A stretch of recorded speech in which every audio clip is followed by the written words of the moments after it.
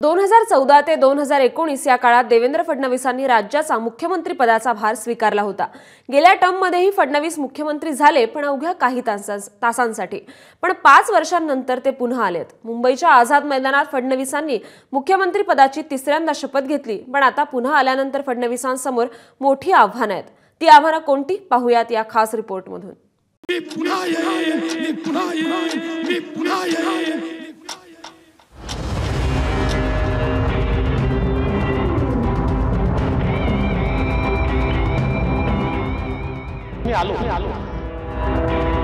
मी देवेंद्र सरिता गंगाधरराव फडणवीस ईश्वर साक्ष शपथ घेतो की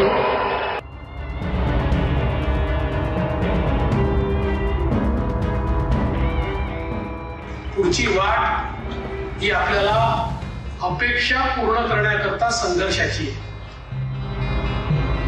ते पुन्हा आले। महाराष्ट्राचे 21वे मुख्यमंत्री देवेंद्र गंगाधरराव फडणवीस। मी देवेंद्र सरिता गंगाधरराव फडणवीस ईश्वर साक्ष शपथ घेतो की कायद्याद्वारे स्थापित झाले आहे अशा भारताच्या संविधानाबद्दल मी खरी श्रद्धा व निष्ठा बाळगेन। देवेंद्र फडणवीसांनी महाराष्ट्राचे मुख्यमंत्री म्हणून तिसऱ्यांदा शपथ घेतली, तोच हा क्षण। 2014 ते 2019 ही फडणवीसांची मुख्यमंत्री पदाची पहिली टर्म, पण दुसऱ्या टर्म मध्ये ते अवघ्या काही तासांचे मुख्यमंत्री बनले। आता फडणवीसांची तिसरी टर्म सुरू होते आहे, मात्र ही तिसरी टर्म अनेक आव्हानांनी भरलेली असेल।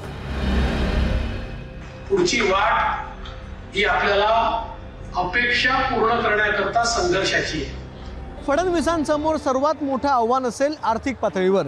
लाडकी बहीण योजनेसाठी आता 40 ते 45 हजार कोटी नाहीत, तर तब्बल 60 ते 65 हजार कोटी लागणार आहेत। त्यामुळेच राज्याची आर्थिक परिस्थिती फार विस्कटू न देता अशा सर्व कल्याणकारी योजना कशा राबवायच्या हेच आव्हान फडणवीसांसमोर आता असणार आहे। लाडकी बहीणसारख्या काही योजनांबाबत कॅगनं आधीच चिंता व्यक्त केली आहे। त्यात महायुतीनं आपल्या जाहीरनाम्यात अनेक आश्वासनं दिली आहेत। त्यासाठी लागणारा निधी जुळवणं सोपं काम नसेल। तरुण बेरोजगारांना संधी निर्माण करणं तसंच शेतकऱ्यांच्या मालाला रास्त भाव देण्याचं आव्हानही फडणवीस सरकारसमोर असेल। ज्यावेळेला न परवडणारी आपण आश्वासनं देतो त्याचं वजन किती असतं, त्याचं दडपण किती असतं याचा विचार संबंधित राजकीय पक्षांनी करावा लागतो। एकदा जिंकणं हेच महत्त्वाचं जर उद्दिष्ट असेल त्यावेळेला आर्थिक शहाणपण बाजूला ठेवलं जातं। त्यामुळे ही जी आश्वासनं दिलेली आहेत त्याची पूर्तता करायची तर कशी करायची हा प्रश्न अतिशय महत्त्वाचा आहे। आत्ताच्या घडीला दिसतंय असं की या अनेक लाभार्थी महिला ज्या खरं म्हणजे अपात्र आहेत त्यांना सुद्धा याच्यामध्ये निधी दिला जातोय। त्यामुळे त्याची छाननी करावी लागेल आणि छाननीमध्ये अर्थातच जे अपात्र ठरतात म्हणजे ज्यांच्याकडे आर्थिकदृष्ट्या ते सधन आहेत किंवा परिस्थिती बरी आहे त्यांची नावं याच्यातनं वगळावी लागतील। आत्ताच्या घडीला सरकारनं म्हणजे निवडणुकीच्या आधी याच्या अटी इतक्या पातळ इतक्या सैल केल्या की फक्त महिला असणं एवढंच आवश्यक ठरेल याची खबरदारी सरकारने घेतली, पण ते आता परवडणारं नाही। त्यामुळे एका बाजूने निधी जर वाढवायचा असेल तो 1500चा 2100 करणार असं सांगितलेलं आहे। त्याच वेळेला लाभार्थींची संख्या कमी करावी लागेल। त्याचा जो काही राजकीय दुष्परिणाम होतो तो त्याला तोंड द्यावं लागेल, कारण ज्या भगिनींना त्यांची नावं वगळली जातील त्या अर्थातच सरकारला दूषणं देतील, ती सहन करावी लागतील। फडणवीसांच्या तिसऱ्या टर्ममध्ये मराठा आरक्षणासारख्या विषयावर सर्वमान्य तोडगा काढण्यासाठी भरपूर काम करावं लागणार आहे। मराठा आणि ओबीसीत मध्यंतरी वाढलेली दरी दूर करणं हेही आव्हानात्मक आहे।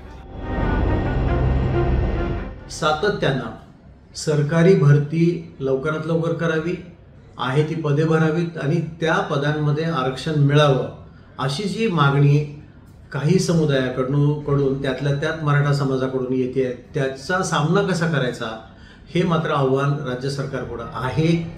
फडणवीसांच्या नेतृत्वाची पहिली कसोटी असेल ती आगामी महापालिका निवडणुकीत। सध्या सत्तेत 3 पक्ष आहेत। या गोष्टीचे जसे फायदे आहेत तसेच तोटेही। एकनाथ शिंदेंनी आपली उपयुक्तता आधीच सिद्ध केली आहे.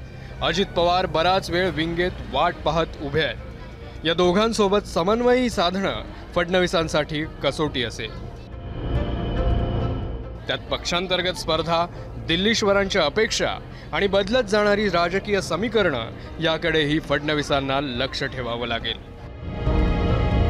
या सगळ्याचा समतोल साधत मुख्यमंत्री देवेंद्र फडणवीस महाराष्ट्रासारख्या प्रगत राज्याचा आलेख नेहमीच चढता ठेवतील हीच अपेक्षा. ब्युरो रिपोर्ट, एबीपी माझा.